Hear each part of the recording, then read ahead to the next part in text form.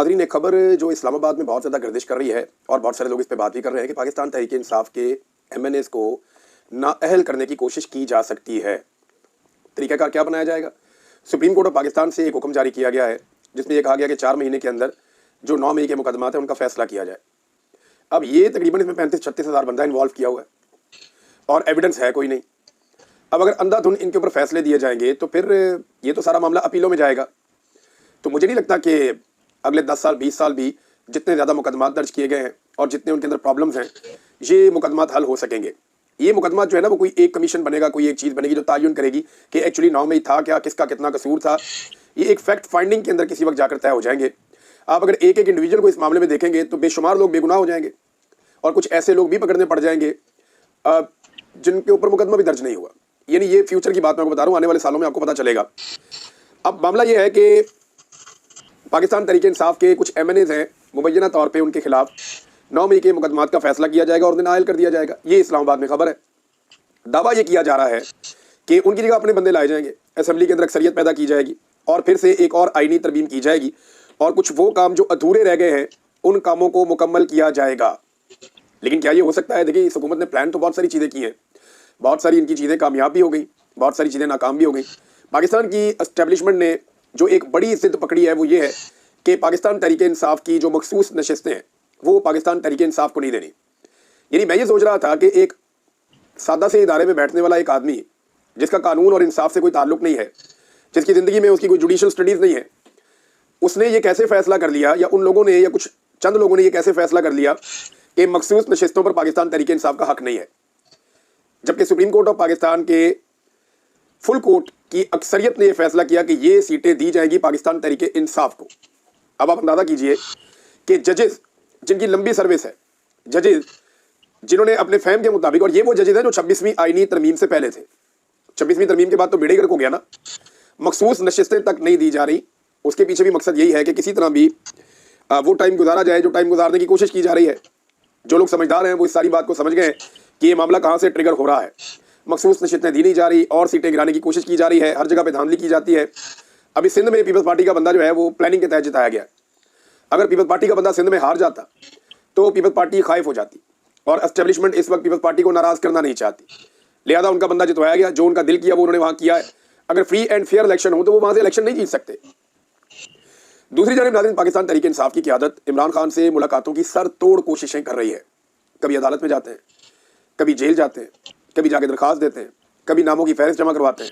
अभी एक और लिस्ट जमा करवाई है कल होने वाली मुलाकातों के लिए, और इसमें उमर अयूब साहब इस्लामाबाद हाई कोर्ट भी गए और वहाँ जाके उन्होंने एक स्टेटमेंट दिया। ये बड़ा इंटरेस्टिंग स्टेटमेंट है, स्टेटमेंट मैं आपके सामने रखता हूँ उमर अयूब साहब का। और उन्होंने कहा कि जब फैसला लेकर जाते हैं ना, जब अडियाला जेल में, यानी इस्लामाबाद हाई कोर्ट के 3 रुकनी बेंच का ऑर्डर जब हम पुलिस को दिखाते हैं तो वो कहते हैं कि हम कोई ऑर्डर नहीं मानते, हम ऑर्डर मानते हैं तो स्टाफ कॉलेज फेल कर्नल का, ये इंटेलिजेंस एजेंसी का कर्नल है जो बैठा है जेल के अंदर, ये उन्होंने कहा, जो अडियाला जेल में इंटेलिजेंस का है बंदा, अब हम उसका ऑर्डर मानते हैं, हम अदालत का ऑर्डर नहीं मानते। ये जो पुलिस है वो इन्हें बताती है, उमर अयूब साहब ने कहा। फिर उमर अयूब साहब ने चैलेंज किया, जनाब ये बात मीडिया चला नहीं सकेगा। मैं आपको चैलेंज करता हूँ कि आप ये बात मीडिया पर नहीं चला सकेंगे। तो इसीलिए लोग अब मीडिया पर भरोसा ही नहीं करते, क्योंकि वो सारा मौक़िफ़ नहीं दे सकता, तो लोग अब भरोसा करते हैं सोशल मीडिया पर, जहाँ पर ये सारी चीज़ें सबूतों के साथ आ जाती हैं। बहरहाल इमरान खान साहब के साथ ही सरतोड़ कोशिशें कर रहे हैं कि इमरान खान साहब से उनकी मुलाकात हो। अब जो नाम दिए गए उनमें सलमान अकरम राजा साहब, नियाज़ुल्लाह नियाज़ी साहब, समीर खोसा साहब, फैसल मलिक साहब, नईम हैदर पंजूता साहब और ज़हीर अब्बास साहब। 3 लोगों के बारे में तो मैं जानता हूँ ये किसी सूरत मिलने नहीं दिया जाएगा, अगर तो पॉलिसी वही चल रही है तो। बहरहाल देखते हैं, क्योंकि अदालत की तरफ से तो कोई इंसाफ मिल नहीं रहा और तहरीक इंसाफ अपने तमाम दरवाजे खटखटा रही है। आखिरी रास्ता यह है कि लोग सड़कों पर आ जाएँ। इमरान खान की फैमिली जो है ना वो ज़्यादा बेहतर अंदाज में प्रोटेस्ट कर रही है। हम ये देख रहे हैं कि वो जाते हैं, उन्हें नहीं मिलने दिया जाता, वहाँ धरना देते हैं, पुलिस उन्हें गिरफ्तार कर लेती है, फिर वीराने में छोड़ के आ जाती है। लेकिन पाकिस्तान तहरीक इंसाफ की क़यादत ऐसा नहीं करती। वो धरना वरना नहीं देते, वहाँ पे बैठते नहीं है, बल्कि वो फिर वापस चले जाते हैं। अपनी अपनी स्ट्रेटजी है। तो फैमिली भी कोशिश करेगी इमरान खान साहब से मिलने के लिए कल। अब ये मुलाकात होती है या नहीं होती ये एक अलग बात है, लेकिन साहबजादा हामिद रज़ा साहब ने एक बड़ा दावा किया है और एक बड़ा सवाल उठाया। ये दोनों मैं आपके सामने रख देता हूँ। उन्होंने कहा कि इमरान खान से डील के लिए तरले और मिन्नतें की जा रही हैं, यानी इमरान खान से डील मांग रहे हैं और डील के लिए तरले किए जा रहे हैं, मिन्नतें की जा रही हैं, लेकिन इमरान खान मान नहीं रहा। अगर इमरान खान ने मुझे इजाज़त दी तो फिर मैं बताऊंगा कि किस किस ने जेल में जाकर इमरान खान साहब के तरले और मिन्नतें किए हैं। ये साहबजादा हामिद रज़ा साहब ने कहा। एक और बात उन्होंने कही, और ये मिलिट्री एस्टेब्लिशमेंट के बारे में उन्होंने बात कही कि हमें तो बताया था कि हमारे मिसाइल की रेंज तिल उल बैब है, ये इसराइल का शहर है वहाँ पे तिल उल बैब, और हमें तो बताया गया था कि हमारे मिसाइल की रेंज वहाँ तक है और हमारे जहाज़ इतनी देर में इसराइल पहुँच सकते हैं। तो क्या आज हमारे मिसाइल की बैटरी एक्सपायर हो गई है या लॉन्चिंग पैड खराब हो गए हैं? ये क्योंकि देखिए पाकिस्तान की एस्टेब्लिशमेंट ने पाकिस्तानियों को बड़े लंबे अरसे तक चूना लगाया कि हम कश्मीर आज़ाद करवाएंगे, आप बेफिक्र हो जाएं, कोई मसला नहीं है, कारगिल आज़ाद करवा लेंगे, कश्मीर आज़ाद करवा लेंगे। एक चूना लगाया कि हम खालिस्तान बना देंगे जो पाकिस्तान और इंडिया के बीच में एक बफर जोन बन जाएगा और पाकिस्तान बड़ा महफूज मुल्क हो जाएगा। कुछ लोग ये भी कहते रहे कि बांग्लादेश भी एक दिन आएगा, वापस आ जाएगा। ये एस्टेब्लिशमेंट ने पाकिस्तान को बार बार पाकिस्तानियों को चूना लगाया। फिर ये भी कहते रहे कि जब फलस्तीनी और इसराइलियों की लड़ाई होगी तो हम जाएंगे और जाकर इसराइल को तबाह कर देंगे, हमारे पास बड़ी कैपेसिटी है। ये सारा कुछ पाकिस्तान की मिलिट्री के लोग अपने दोस्तों को महफिलों में हर जगह ये बताया करते थे। एक दौर तक ये बातें खुले आम की जाती थी, फिर ये बातें जो है वो थोड़ा सा तरीके से की जाने लगी, फिर आहिस्ता आहिस्ता ये बातें करना बंद कर दी गई। अब जो ये बात करता है उसको गिरफ्तार कर लिया जाता है, उसके ऊपर गद्दारी का मुकदमा दर्ज हो जाता है और उसे जेल में डाल दिया जाता है। तो सूरत यहाँ तक पहुंच गई, साहबजादा हामिद रजा साहब ने वही आईना दिखाया जो इस कौम को बेचा गया बड़े लंबे अरसे तक। जो सौदा बेचा गया वो उन्होंने उठा के एस्टेब्लिशमेंट के सामने रख दिया कि जी हमें तो आप कहते थे कि आपके जो मिसाइल हैं वो तिल उल बैब तक पहुंच जाते हैं, आपके जहाज इतनी देर में इसराइल पहुंच जाएंगे। तो क्या आज हमारे जो मिसाइल हैं उनकी बैटरियां एक्सपायर हो गई हैं या लॉन्चिंग पैड जो है उनके खराब हो गए, मसला क्या है? तो ये उन्होंने सवाल उठाया और लोग सवाल उठा रहे हैं, जगह जगह पे उठा रहे हैं, क्योंकि इस कौम को इतना बेवकूफ़ बनाया गया, इतना बेवकूफ़ बनाया गया और हम सब उसमें शामिल हैं। हम सबकी आंखों के ऊपर एक पट्टी बांधी गई थी और वो हुब्बुल वतनी के नाम के ऊपर बांधी गई थी। हमें लगता था कि हुब्बुल वतनी ये है कि आपने गुलामी करनी है, फिर हमें वक्त समझ आया नहीं वो हुब्बुल वतनी नहीं, वो तो बेवकूफ़ी है। हमें तो हुब्बुल वतनी के नाम पे चूना लगाया गया, लूटा गया हमेशा।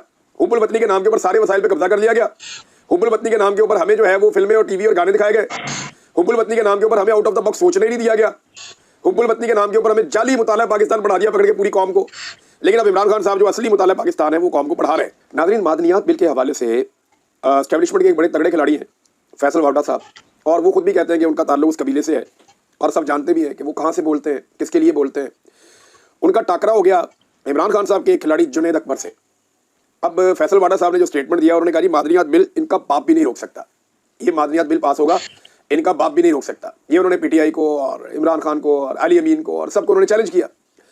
इस पर जनाब जुनैद अकबर ने जवाब दिया कि इमरान खान जब तक नहीं चाहेंगे और सूबे के मफाद में नहीं होगा तो किसी का बाप भी मादनियात बिल पास नहीं करवा सकेगा और किसी के बाप का बाप भी मादनियात का बिल पास नहीं करवा सकेगा।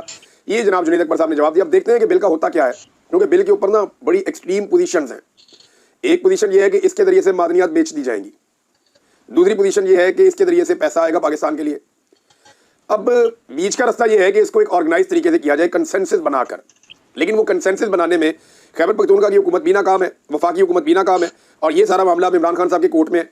इमरान खान साहब इसके बारे में जो कहेंगे वो हो जाएगा।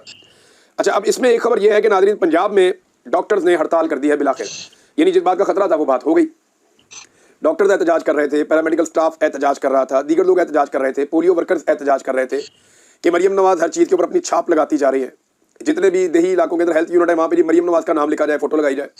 इनको अपना मुंह फिट करने की बड़ा शौक है इस खानदान को, जिधर थोड़ी सी खाली जगह लगती है ये वहाँ पे अपना मुंह फिट करते हैं, बहुत शौक है शुरू से, और कौम के पैसों से अपना मुंह फिट करते हैं हर जगह पे। हालांकि कौम ने इनको फटे मुंह कह दिया, लेकिन इसके बावजूद ये अपना मुंह फिट करते हैं हर जगह पे जहाँ इनको थोड़ी सी जगह मिलती है, अखबार के अंदर, लैट्रीन के ऊपर, किसी ट्रेन के ऊपर, किसी और जगह पे, किसी बस के ऊपर, हर जगह पे जहाँ इनको थोड़ी खाली जगह मिलती है मुंह फिट करते हैं। तो अभी हेल्थ यूनिट के साथ भी ये करने जा रहे थे और एक प्राइवेटाइजेशन हो रही है बहुत बड़े पैमाने पर।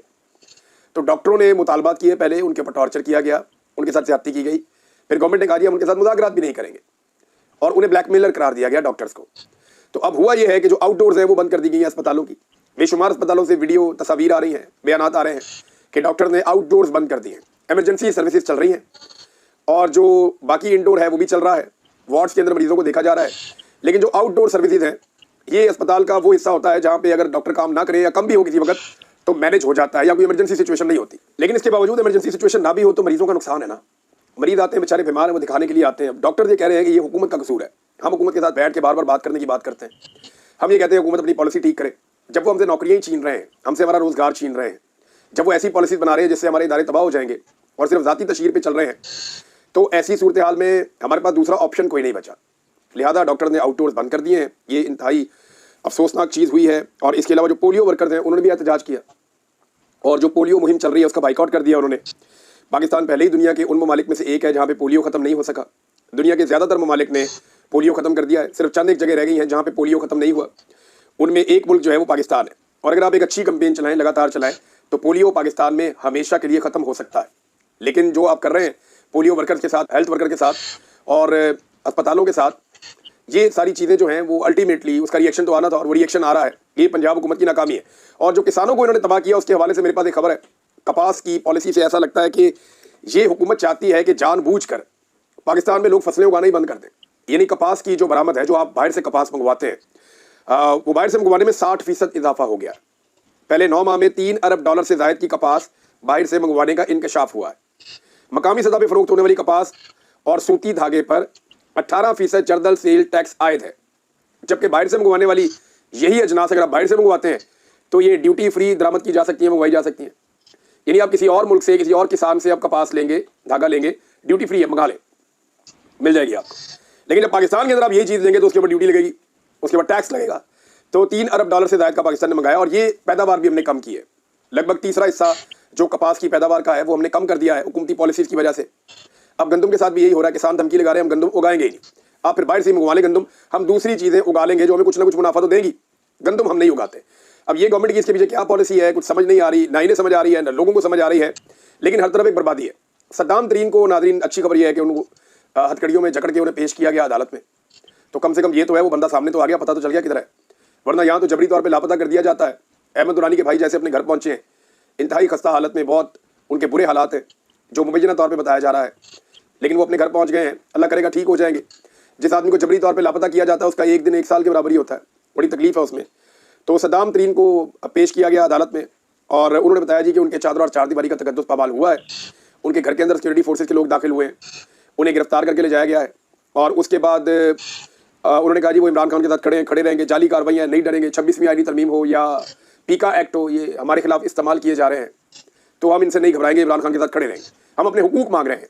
ये जनाब सद्दाम तरीन का कहना था। तो बलूचिस्तान के अंदर एक सेट पैटर्न है कि पैगाम दिया जा रहा है कि जो आवाज़ उठेगी बलूचिस्तान में उसे कुचल दिया जाएगा। लेकिन दहशतगर्दों को कुचलना बहुत ज़रूरी है, वहाँ पे फेलियर है इंटेलिजेंस का, वो आते हैं, कार्रवाई करते हैं, चले जाते हैं।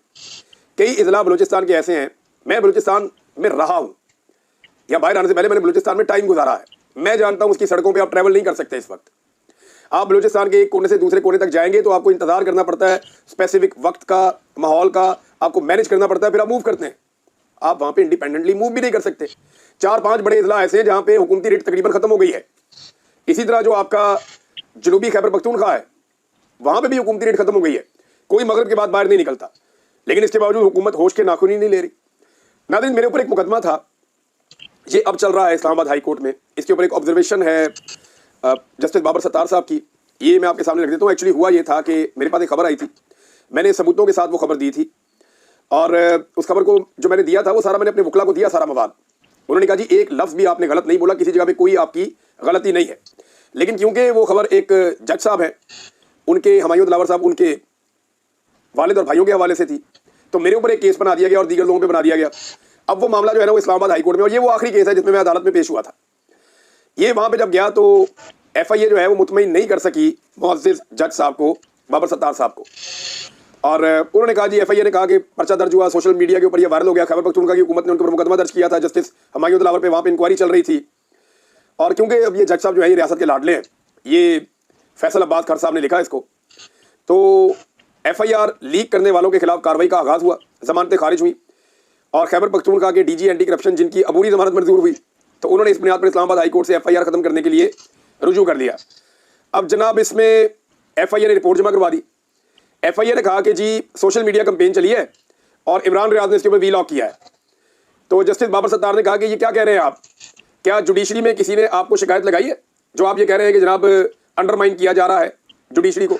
जुडिशरी में तो आपको किसी ने शिकायत लगाई नहीं, तो आप कैसे मामे बन गए आके और आप ये कह रहे हैं? उन्होंने ये लफ्ज़ इस्तेमाल नहीं किया, लेकिन आप अंदाजा करें कि ये निज़ाम कैसे चलता है।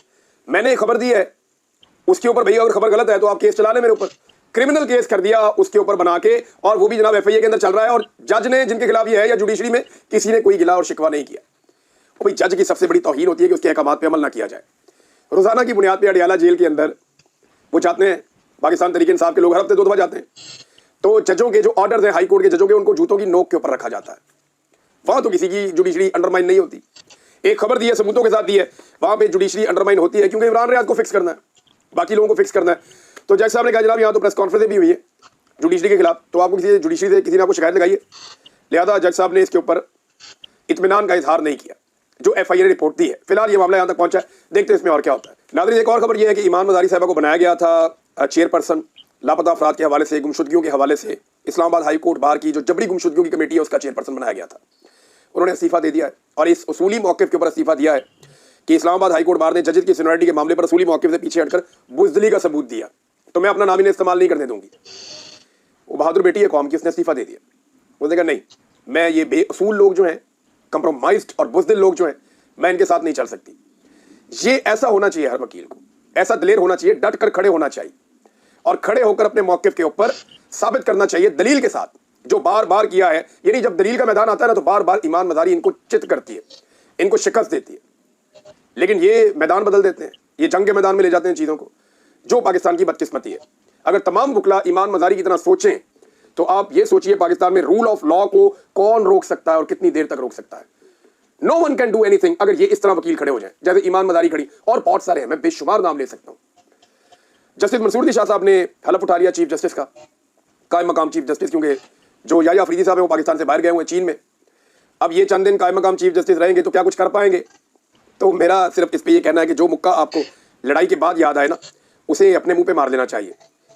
और इसको मैं मिलाता हूँ एक और खबर के साथ कि मोहम्मद आसिफ, आपको याद होगा, जिन्होंने लाहौर हाई कोर्ट में इंसाफ ना मिलने पर, अदालत की जानिब से बार बार इंसाफ ना मिलने पर अपने आप को आग लगा ली थी और वो इंतकाल कर गए थे। अब अदालत ने उनके हक में फैसला दिया उनके मरने के बाद। तो लड़ाई के बाद जो मुक्का आपको याद आए ना, वो अपने ही मुंह पे मार लेना चाहिए।